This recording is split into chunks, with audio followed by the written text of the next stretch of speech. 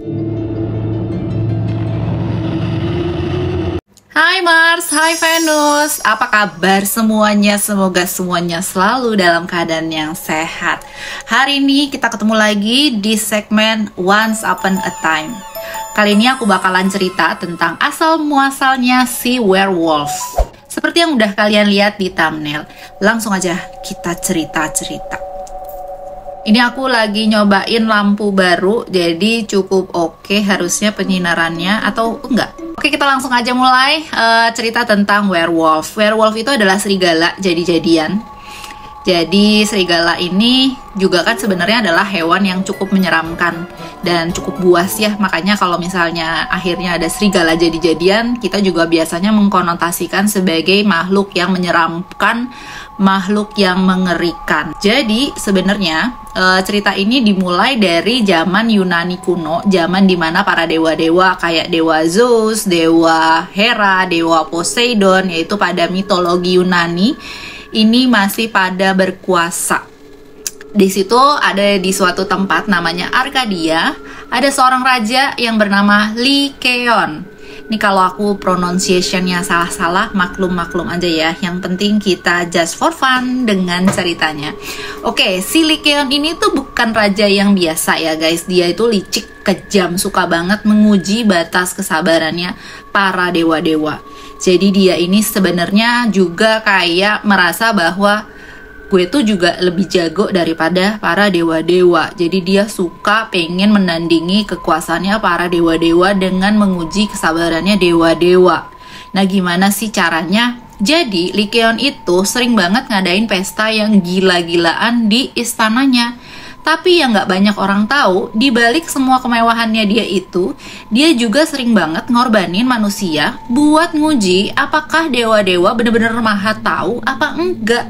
Dia pengen ngetes kalau bener dewa-dewa itu tahu segalanya, mereka pasti bakal tahu dong kalau dia menghidangkan manusia di dalam pestanya sebagai makanan.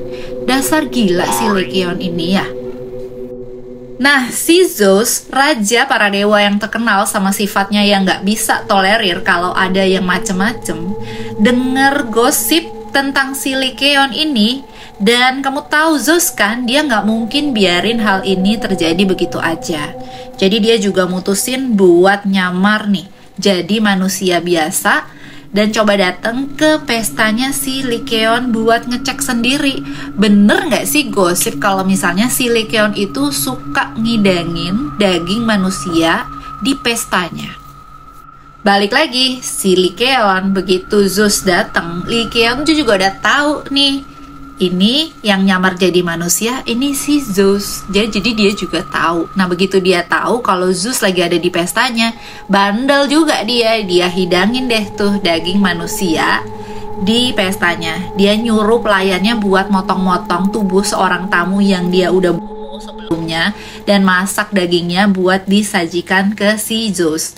Dia pikir kalau si Zeus makan itu berarti dewa-dewa gak semaha tahu itu juga seperti yang orang bilang. Jadi dia kayak cuman mau bohongin si Zeus dan bakalan mempermalukan si Zeus kalau si Zeus itu gak tahu apa yang dia makan. Nah si Zeus kan itu dewa ya, jadi dia pasti tahu dong apa yang diperbuat oleh si Lycaon. Ada-ada aja si Lycaon, dia pikir bahwa Zeus itu nggak bakal tahu. Ya tahu lah, namanya juga dewa. Sebelum sempat si Zeus itu makan yang dihidangin sama si Lycaon, dia langsung berubah wujud ke wujud aslinya yang gede banget dan super marah di situ. Yang bikin satu istananya si Lycaon ini jadi ketar-ketir. Dengan suara yang bikin merinding, Zeus bilang, "Lu tuh udah kelewatan Lycaon, gua bakal kasih lu hukuman yang sepadan buat kelakuan lu." Dengan sekali petir yang menyambar, Zeus mengutuk Lycaon jadi serigala. Tubuhnya mulai berubah, bulu-bulu kasar tumbuh di seluruh tubuhnya, giginya menjadi taring, dan tangannya berubah jadi cakar. Si Raja Lycaon yang dulunya ditakutin jadi makhluk buas yang harus hidup di hutan nyari mangsa buat bertahan hidup. Tapi cerita werewolf nggak berhenti sampai di situ aja. Di abad pertengahan, legenda ini makin berkembang, terutama di Eropa. Orang-orang tuh mulai percaya kalau ada penyihir yang bisa mengubah manusia jadi serigala pakai sihir hitam. Aku bakal cerita lebih lanjut soal ini.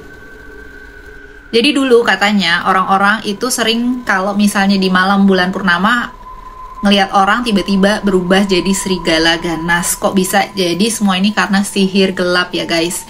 Penyihir ini pakai mantra dan ramuan terlarang buat ngubah orang jadi werewolf, dan biasanya orang yang dikutuk bakal kehilangan kendali setiap bulan purnama. Cerita ini nyebar kemana-mana, bikin orang makin takut sama ilmu hitam dan werewolf. Banyak yang bilang kalau lo kena kutukan ini, satu-satunya cara buat nyembuhin lo kalau lo yang dikutuk jadi werewolf adalah dibantu sama pendeta atau pemburu werewolf. Tapi nyatanya nggak ada yang berhasil selamat, alias kalau lo udah jadi werewolf, sebagai orang yang dikutuk, ya lo bakal jadi werewolf terus atau ya mati gitu ya, karena diburu sama orang-orang. Sekarang aku bakal cerita yang beda dari cerita-cerita horor ini. Ada kisah di akhir abad 17 tentang Thys dari Carlton Burn. Thys Carlton Burn, semoga pronunciation-nya bener ya. Dia ngaku sebagai seorang werewolf. Jadi dia malah ngaku nih kalau dia werewolf, tapi dengan twist yang nggak bakalan lo duga.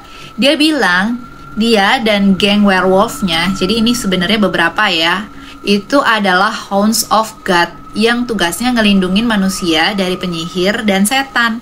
Mereka ini kayak superhero di zaman itu. Jadi dia malah bilang bahwa gue tuh jadi werewolf itu karena utusan Tuhan supaya buat ngelindungin kalian-kalian juga dari penyihir dan setan lah. Ini kok malah kayak anti klimak ya. Thys ngaku mereka tuh berjuang melawan kekuatan jahat di neraka buat nyelamatin umat manusia. Tapi pihak gereja waktu itu nggak percaya sama omongannya. Thys tetap dihukum karena dianggap nyebarin tahayul dan bidah.